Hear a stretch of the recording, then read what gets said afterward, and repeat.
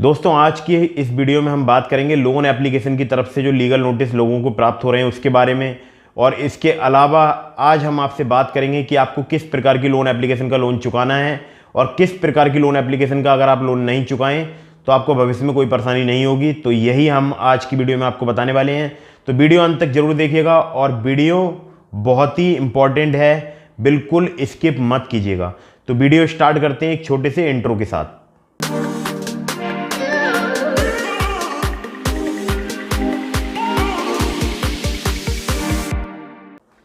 नमस्कार दोस्तों, मेरा नाम अभिषेक है। आप देख रहे हैं आपका अपना चैनल सेटलमेंट टीवी। अगर अभी तक आपने चैनल को सब्सक्राइब नहीं किया तो नीचे आपको एक रेड कलर का सब्सक्राइब बटन दिख रहा होगा, उसको प्रेस कर लीजिएगा। उसके बगल में एक बेल आइकन भी होता है, उसको भी प्रेस कीजिएगा, जिससे कि मैं कोई भी वीडियो डालूं सबसे पहले नोटिफिकेशन आपके पास पहुंच जाए। दोस्तों यहाँ पर मैं बात करने वाला हूँ लीगल नोटिस की। आप लोग जानते होंगे बहुत ही अच्छी तरह से कि लीगल नोटिस लोगों को प्राप्त हो रहे हैं जो लोग लोन नहीं चुका रहे हैं और उन्होंने किसी रजिस्टर्ड लोन एप्लीकेशन से लोन लिया है और काफ़ी दिनों से लोन नहीं चुकाया, तो अब लीगल नोटिस प्राप्त होने स्टार्ट हो चुके हैं। ठीक है, तो ये एक सामान्य प्रक्रिया है, ऐसा नहीं है कि इसमें कुछ बहुत बड़ा कोई काम हो रहा है या फिर अगर आप लीगल नोटिस आपके पास आ गया तो फिर अब पुलिस आएगी आपके घर और आपको गिरफ्तार करके ले जाएगी। तो ऐसा बिल्कुल भी नहीं है। ठीक है, लीगल नोटिस रिकवरी के लिए भेजा जाता है कि आप जल्द से जल्द लोन चुका दें। तो ये जो लीगल नोटिस भेजने की कार्रवाई होती है ये वकील के द्वारा होती है। कभी कभी ये भी देखा गया है कि कंपनी अपने बिहाफ पर भी भेज रही है, मतलब खुद से कंपनी का नाम लिखकर भेज देते हैं, वकील के थ्रू ना भिजवाकर खुद से लीगल नोटिस घर भेज रहे हैं। अब ऐसे में हमें करना क्या है? ठीक है, अगर हमें लीगल नोटिस प्राप्त होता है तो हमें क्या करना चाहिए? देखिए, लीगल नोटिस प्राप्त होने के बाद सबसे पहले आपको ये चेक करना है कि वो कंपनी जेन्युइन है या नहीं है। क्या वो कंपनी रजिस्टर्ड है या एनबीएफसी रजिस्टर्ड है? कंपनी रजिस्टर्ड होगी तब भी लीगल नोटिस भेज सकती है। और एनबीएफसी में भी जो आपको पता है कि जो कंपनी रजिस्ट्रेशन एक्ट 2013 के अंतर्गत एनबीएफसी रजिस्टर की जाती है। ठीक है, जो भी कंपनी का एक्ट होता है रजिस्ट्रेशन का उसके अंतर्गत, तो एनबीएफसी भी भेज सकती है क्योंकि वो भी कंपनी होती है, क्योंकि एनबीएफसी की फुल फॉर्म होती है नॉन बैंकिंग फाइनेंशियल कंपनीज। ठीक है, तो वो भी भेज सकते हैं। और अगर किसी कंपनी ने भेजा है तो लीगल नोटिस तो भेजने का उनको भी अधिकार है। ठीक है, तो ये पहले चेक कीजिए COR नंबर कंपनी का, जो रजिस्ट्रेशन नंबर होता है वो चेक कीजिए। इसके अलावा एनबीएफसी कंपनी का नाम चेक कीजिए आरबीआई की वेबसाइट पर, ऑफिशियल वेबसाइट पर, कि वो रजिस्टर्ड एनबीएफसी है या नहीं है, या रजिस्टर्ड कंपनी है या नहीं है। ठीक है, इसके लिए नाम चेक कीजिएगा। अब इसके बाद क्या होना है? ठीक है, इसके बाद चेक कीजिए अपने सिबिल स्कोर में, क्या वो लोन आपको शो हो रहा है। अगर नहीं हो रहा है तब आपको भी उस लीगल नोटिस का जवाब देना है, वो मैं आपको बताऊंगा अभी आगे।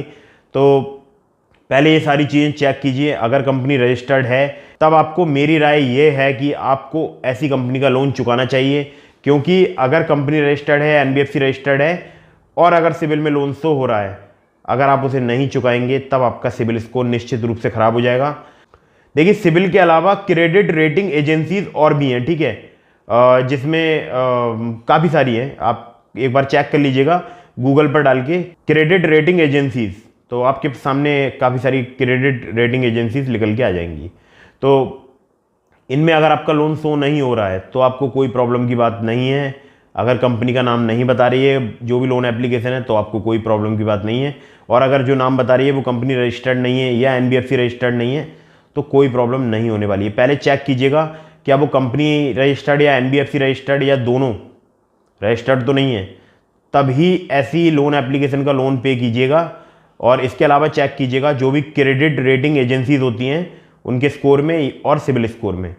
ठीक है, इसमें चेक कीजिएगा, अगर लोन आपको दिखाई दे रहा है तो पे कीजिए। अदरवाइज ये कंपनियां अगर आप लोन नहीं चुकाएंगे तो आपका सिबिल स्कोर हैम्पर कर देंगी और आपको परेशानी आ सकती है भविष्य में लोन मिलने में। अगर आप कभी भी कोई भी लोन अप्लाई करेंगे तब आपको परेशानी आ सकती है। तो अब बात आती है कि लीगल नोटिस आ गया तो क्या पुलिस आएगी? देखिए, अगर आप लोन पे कर देते हैं, मान लीजिए आपके पास लीगल नोटिस आया, आपने कंपनी के कस्टमर केयर नंबर पे कॉल किया और वहाँ से कुछ समय मांगा और उन्होंने अगर आपको कोई समय प्रदान कर दिया, या लीगल नोटिस के अनुसार उन्होंने बोला कि 7 दिन का समय है, आप 7 दिन के अंदर अंदर लोन जो है वो चुका दीजिए। मैं एग्जाम्पल बता रहा हूँ आपके लिए। ठीक है, तो अगर आपने चुका दिया 7 दिन के अंदर अंदर लोन, कोई आपके खिलाफ ऐसी प्रोसीडिंग्स नहीं होंगी, या फिर उनके कस्टमर केयर पे कॉल कर दीजिए, उनको बोलिएगा कि मैं थोड़ा थोड़ा करके लोन पे करना चाहता हूँ या पार्ट वाइज पे करना चाहता हूँ, अभी मैं कुछ पेमेंट कर दे रहा हूँ आपके लिए, कुछ पेमेंट के लिए मुझे समय दे दीजिए। तब ऐसे में भी बहुत सारी कंपनियाँ हैं जो कि मान जाती हैं, बहुत सारी लोन एप्लीकेशन है जो कि मान जाती हैं। अभी सवाल ये है कि क्या जेल होती है? बहुत सारे लोग, बहुत सारे यूट्यूबर वीडियो बना रहे हैं कि हो सकता है आपको जेल हो जाए।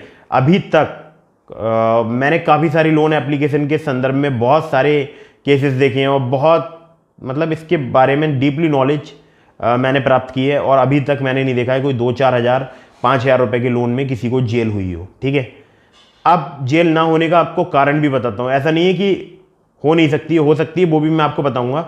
जेल ना होने का कारण ये है कि ये जो लोन आपको लोन एप्लीकेशन प्रोवाइड कराती है ये होता है अनसिक्योर लोन। ठीक है, अनसिक्योर लोन में ज़्यादा परेशानी या प्रॉब्लम नहीं होती है, लेकिन आपका सिविल स्कोर खराब कर दिया जाएगा। अगर आपने लोन नहीं चुकाया तो आपके खिलाफ कानूनी कार्रवाई भी हो सकती है। वो इस स्थिति में होगी अगर आपने किसी फर्जी डॉक्यूमेंट का यूज़ किया है। मान लीजिए आप किसी ऑफिस में जॉब करते हैं, आपने गलत दिखाया है जॉब कि आप वहाँ पर जॉब ही नहीं करते हैं। अगर कंपनी ने वेरिफिकेशन किया और निकल कर ये सामने आया कि आप वहाँ पर जॉब नहीं करते हैं, तब भी वो कंपनी आपके ऊपर केस कर सकती है। 420 का इसमें आपके ऊपर केस बनेगा और फिर आपको परेशानी हो सकती है। ऐसा मैंने वकील के माध्यम से पता किया था। एक मेरे मित्र हैं वकील, उन्होंने मुझे बताया था, उन्होंने बताया था काफ़ी उसमें फिर धाराएं आपके ऊपर एप्लीकेबल होंगी कि आपने रुपए का यूज़ कहाँ किया ये बताइए, और कहाँ आपने और आपने ऐसा क्यों गलत दिखाकर रुपए लिए, अपनी इंटेंशन बताइए, और आप क्यों नहीं चुकाना चाह रहे हैं ये बताइएगा। तब ऐसे में आपको परेशानी होगी।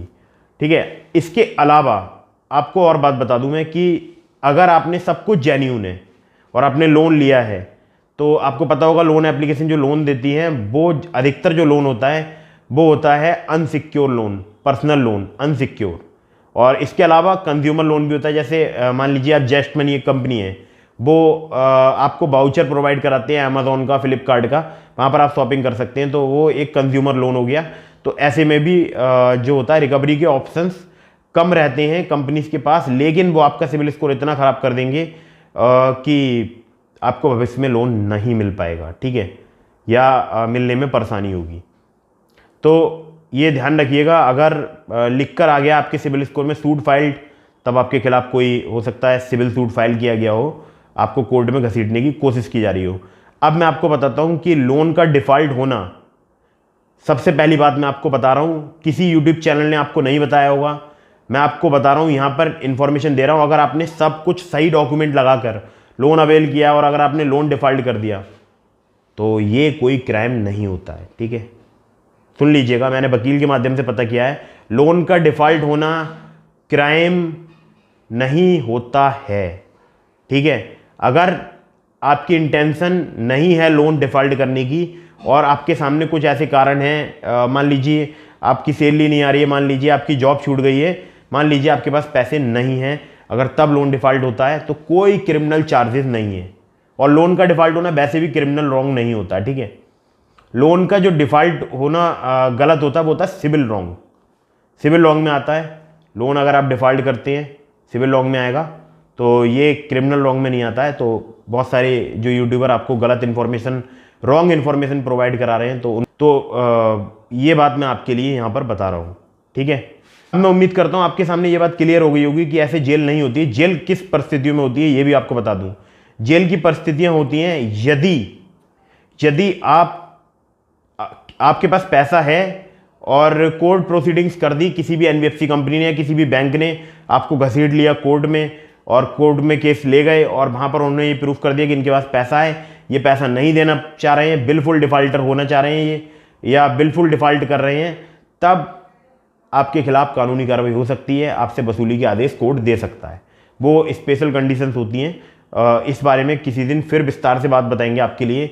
लेकिन जनरली मैंने देखा है 4-5 हज़ार रुपये के लोन में जो लोन कंपनी होती है वो सेटलमेंट ही करना चाहती है, या जो भी बैंक होती है या जो भी एनबीएफसी जिसकी लोन एप्लीकेशन होती है वो सेटलमेंट ही करना चाहते हैं। ज़्यादातर केसेस में वो कहते हैं ठीक है, हम आपको एक सेटलमेंट अमाउंट बता रहे हैं, आप इतना रुपये पे कर दीजिए और लोन हम आपका क्लोज कर देंगे।